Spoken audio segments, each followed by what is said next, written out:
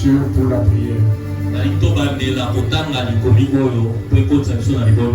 Notre position en Christ, paragraphe 11.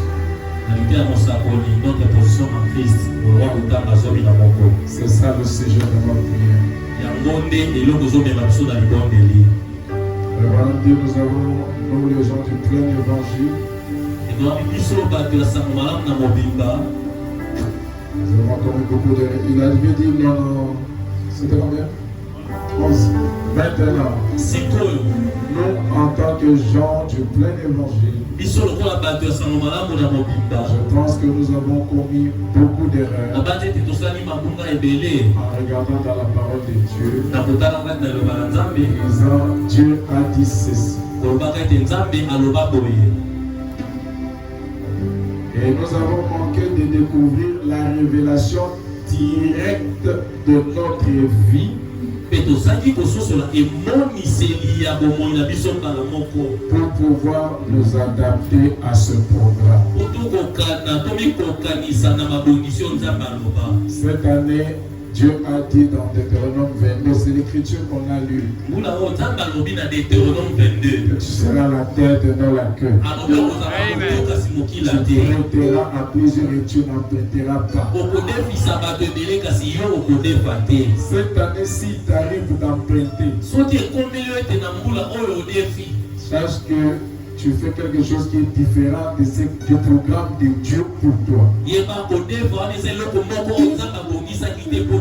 Maintenant, il y a un problème. Tout ça, c'est la lettre. Et là, chacun de nous doit maintenant prier Dieu. Parce que la foi, c'est la révélation. On sait que lui a prêché là. Il nous a prêché que nous devons avoir la révélation liée à chaque promesse que Dieu nous a faite. Donc que Dieu te révèle cette année pour que tu sois la tête et non la queue. Il te révèle une affaire dans laquelle tu dois entrer. Qu'est-ce que tu dois entreprendre? Qu'est-ce que tu dois commencer à prendre?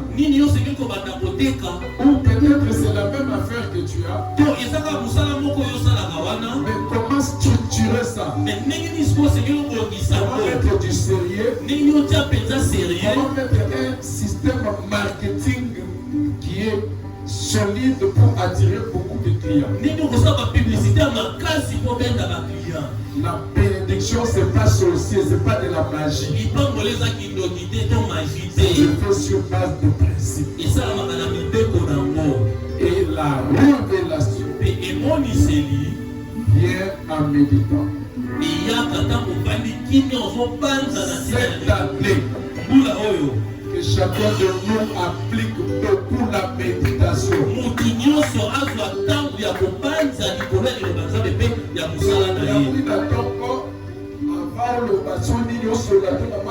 Tu restes tranquille et l'affligé comme ça. Tu fixes ta pensée sur ce que tu dois réaliser. Dans vos agendas, donnez une liste même de 10 choses que vous devez réaliser. Et commencez à garder votre pensée sur Dieu par rapport au projet que vous devez réaliser. Attendez-vous à Dieu pour qu'il vous donne une révélation pour que cette promesse-là se réalise. Je vous dis, Dieu a beaucoup de stratégies d'affaires. Mais on n'est pas souvent disposé à l'entendre nous parler. Dieu peut vous parler. Comment te comporter? Il y a une fois, c'est le frère Neville. Dieu m'a parlé de lui dire comment se comporter là où il travaille. Comment ça te comporter comme ça? Tu verras, il y aura ça, il y aura ça, il y aura ça. Et il l'a fait, il a eu la promotion. On lui a augmenté le salaire.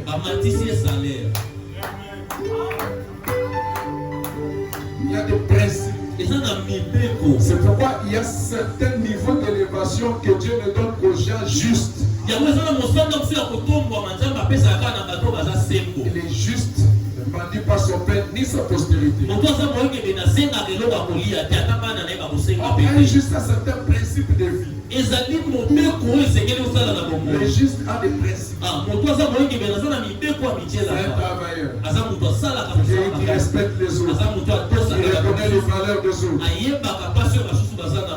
Dieu sait pourquoi il a dit ça. Ce sont maintenant ces principes-là que les justes appliquent qui font qu'il évolue. Ce sont ces principes-là qui font que même quand il est déjà parti, ses enfants ne vont pas souffrir. Parce que quand il était vivant, il ne mangeait pas son pain seul. Toutes les personnes à qui il a fait du bien, quand lui sera déjà parti, ils s'occuperont de ses enfants. C'est pas que le ciel descendra pour s'occuper des enfants du juste. Non. Ce sont des humains à qui le juste a fait du bien qui s'occuperont des enfants du juste.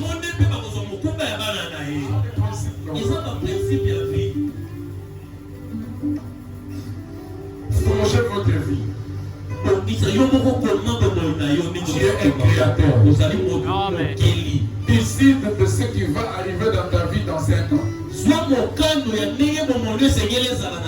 La personne là que tu es de maintenant là, c'est le neveu de celui qui sera le premier ministre dans 5 ans.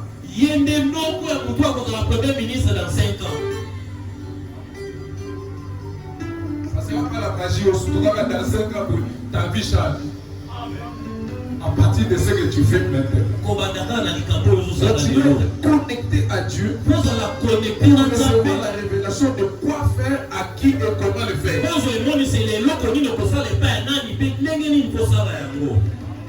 Et ça peut paraître une perte. C'est un investissement. Allez, maintenant on va prier.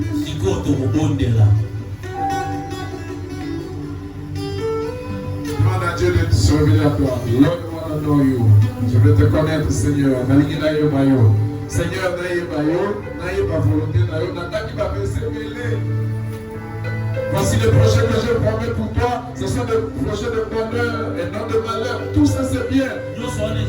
Mais comme c'est limite à la lèvre, sans recevoir la révélation directe pour ma vie, le projet de bonheur pour ma vie, la révélation par rapport à ma vie. Tout le monde ne sera pas maçon. Tout le monde ne sera pas cordonnier. Quand tout le monde est allé à l'université, toi aussi tu dois aller à l'université. Tout le monde ne réussit pas à l'université. Qu'est-ce que Dieu te dit pour ta vie? Il y a le logos, il y a les rêves, il y a la parole écrite, il y a la parole révélation que Dieu donne directement à ton cœur.